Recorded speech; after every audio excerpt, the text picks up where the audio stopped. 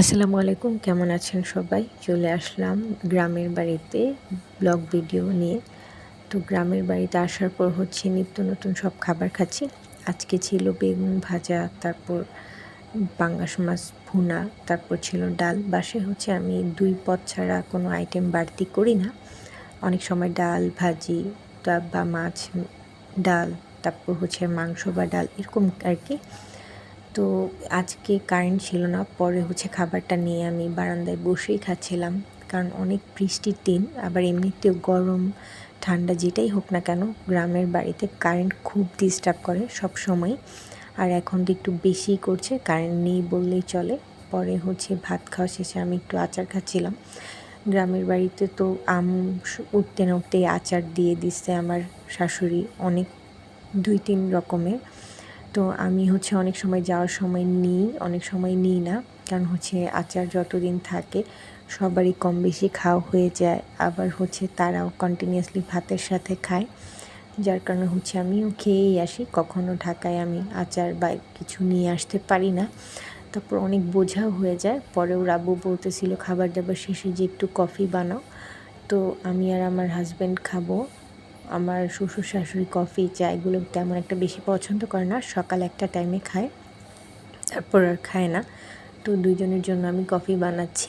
আর বৃষ্টি তো হচ্ছেই, কারেন্ট এখনও নেই। পরে একটু একটু করে কাজ করছিলাম আর ভিডিও করছিলাম। এখানে গুঁড়ো দুধটা আলাদা আমি মিক্স করে নিব। আবার হচ্ছে অনেকে দেখা যায় একসাথেই দুধ, চিনি, কফিটা জাল করে খায়, সেটাও মজা লাগে।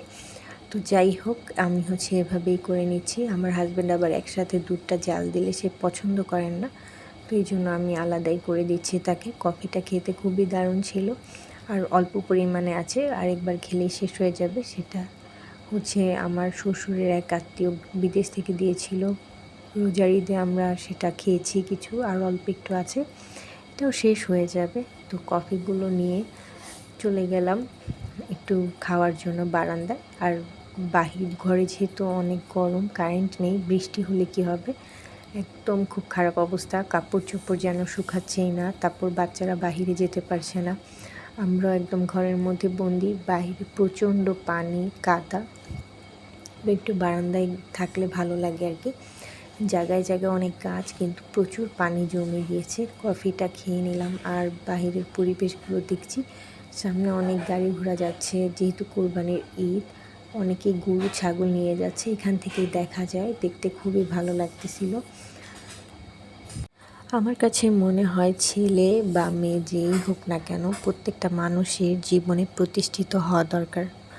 তার সম্পদ থাকা দরকার। যখন সে প্রতিষ্ঠিত হয়ে যাবে, তার টাকা থাকবে, তখন তার কাছে মানুষের অভাব হবে না। যেমন আমার বাবা, মানে অনেক মানুষ, কাছের মানুষ মারা গেছে বা অনেক মানুষ যোগাযোগ করে না। যখন আমার টাকা থাকবে তখন কিন্তু সবাই আসবে খোঁজ নিতে এবং খাতির লাগাতে। তো এই জন্য হচ্ছে জীবনে মানে টাকা পয়সা খুবই দরকার, নিজের আত্মসম্মান বোধের জন্য হলেও। কারণ হচ্ছে টাকা ছাড়া পৃথিবীতে তো আসলে চলাই যাবে না। টাকা ছাড়া কোনো কিছুই করা অসম্ভব। যখন আপনি রাজা হয়ে যাবেন তখন আপনার পিছে রানীর অভাব হবে না। এই যে দেখেন, পুরুষ মানুষ যখন টাকা কামানো শুরু করে ফেলে তখন কিন্তু সে 2-3টা বিয়েও করে ফেলে, তখন তাকে বাধা দেওয়ার মতো কেউই থাকে না।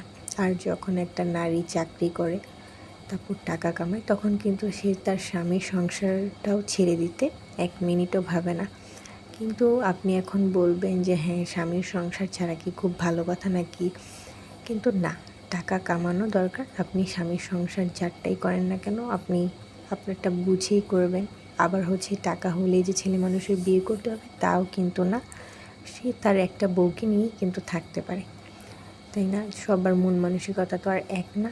এখন সন্ধ্যা হয়ে আসছে, পরে হচ্ছে একটু বাদাম ছিল, বাদামগুলোকে ভেজে নিলাম। আর ঈদের বাজার আমাদের মোটামুটি কমপ্লিট, তো ওগুলো আপনাদের সাথে শেয়ার করে ফেললাম।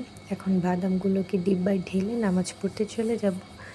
আর একটু ঠান্ডা ঠান্ডা আছে, কারণ যেহেতু সারা রাত বৃষ্টি হয়েছিল। তারপর রাতের খাবারটা খেয়ে নিব।